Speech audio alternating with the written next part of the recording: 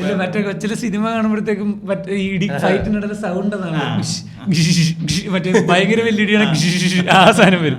അപ്പൊ ഇത് കണ്ടിട്ട് എവിടെയെങ്കിലും പോയി പരീക്ഷിക്കില്ല, വേറെ വല്ല പിള്ളേരെ മേടിച്ച് അവരെ തിരിച്ചിടിക്കുമല്ലോ. അപ്പൊ വീട്ടില് ഇതുപോലെ നമ്മൾ തമ്മിൽ ഒന്നും രണ്ടും പറഞ്ഞ ഭയങ്കരമായിട്ട് വഴക്കുണ്ടാക്കും. ഈ പറഞ്ഞ മറ്റേ ഒരു പ്രായമാകുമ്പോൾ നമ്മളൊന്നും ഒട്ടും ചേരൂല. കൊച്ചിലെ ഒരു കുഴപ്പമില്ലായിരിക്കും, പക്ഷെ ഇടയ്ക്കത്തെ ഒരു പീരീഡിൽ ഭയങ്കര ഒന്ന്. പിന്നെന്ന് വെച്ചാൽ നമ്മൾ അങ്ങോട്ടും ഇങ്ങോട്ടും വിശ്വസിക്കണോ വേണ്ടെന്നുള്ള സംശയമുണ്ട്. ഞാനിപ്പോൾ ഇവിടെ എന്തെങ്കിലും പറഞ്ഞ ഇവിടെ അച്ഛൻ്റെ അമ്മയുടെ ചിലപ്പോൾ ഇങ്ങനെ കേട്ടോണ്ടിരുന്നിട്ട് കുഴപ്പമില്ല പറഞ്ഞോ എന്നൊക്കെ പറഞ്ഞിട്ട് സ്ഥാനം തീർന്നു അമ്മേ ഓടും. അപ്പൊ അത് കിട്ടുന്നിടം വരെ ഉള്ളു. അപ്പൊ നമ്മളിങ്ങനെ തൽക്കാലത്തേക്ക് വിശ്വസിച്ച് പോണത് ആ ചതിയിലൊക്കെ നമുക്ക് ഭയങ്കരമായിട്ട് ചൊറിയൂലോ ആ സാധനം. അപ്പൊ ഇതിന്റെ വൈരാഗ്യം നമ്മുടെ മനസ്സിൽ കാണും. അപ്പൊ നമ്മളിങ്ങനെ അഭിനയിച്ച് കൂടും, അത് കുഴപ്പമില്ല അങ്ങനെ ഇങ്ങനെ പറഞ്ഞ് ഭയങ്കര നാച്ചുറലായിട്ട് അഭിനയിച്ച് പിണക്കം മാറിയ പോലായിട്ട് ഇവള് പിന്നെ എന്തെങ്കിലും സാധനം പറയുമ്പോൾ അവിടെ നേരെ ഫ്ലിപ്പടിച്ച് നമ്മളും പോയി പറയും.